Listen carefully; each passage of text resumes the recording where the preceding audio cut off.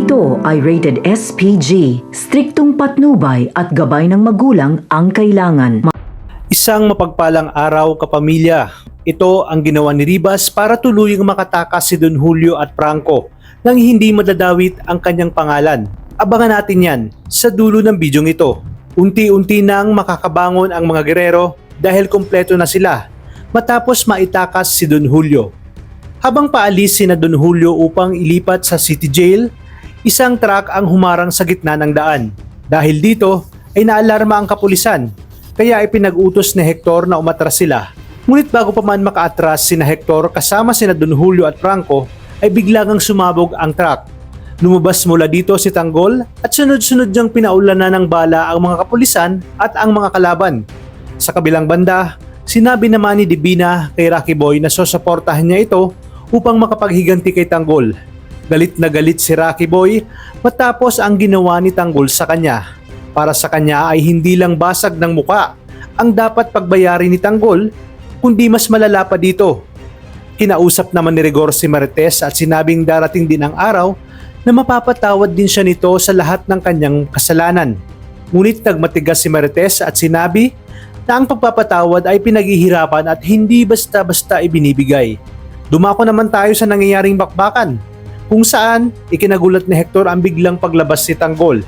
Nag-aabang lamang ang kanyang mga kaibigan at si Ramon para bumak up. Nakarating naman ang balita kay Rigor, kaya agad niya itong sinabi kay Vice Mayor Roberto. Galit na galit sina Miguelito at Roberto nang malamang itinatakas si Tanggol itong si Don Julio.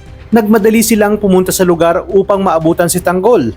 Sinabi ni Rigor sa kanyang sarili na ito na umano ang pagkakataon para tapusin si Tanggol. Tiyak umanong kasama nito si Ramon, kaya nagpadagdag siya ng kapulisan upang palibutan ang buong lugar. Nagpadagdag pa ng backup sa ibang presinto si Roberto at isa sa kanyang tinawagan ay si General Ribas. Para kay Ribas, ito na ang tamang pagkakataon para matulungang maitakas si Don Julio. Bago pumunta ay kinausap ni Ribas ang kanyang kapulisan na tulungan umanong maitakas itong si Don Julio.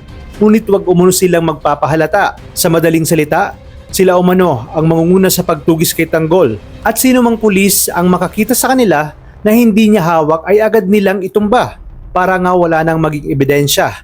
At dahil sa pagsabog ng truck ay nalagasan ang mga pulis sa presinto ng Quiapo na hawak ni Rigor. Kaya nanguna ang kapulisan ni Ribas para magkunwaring bumaback up, pero ang totoong pakay nila ay patakasin sina Don Julio at ubusin ang mga kalaban ni Tanggol. Kaya naman di kalaunan ay nagtagumpay nga na maitakas sina Tanggol at Ramon itong si Don Julio at Franco. Ito ang paraang naisip ni Ribas upang makatulong. Nagkatinginan sa mata sina Ramon at Ribas dahil dito. Napatunayan ito na talagang tapat ito sa pamilya Montenegro.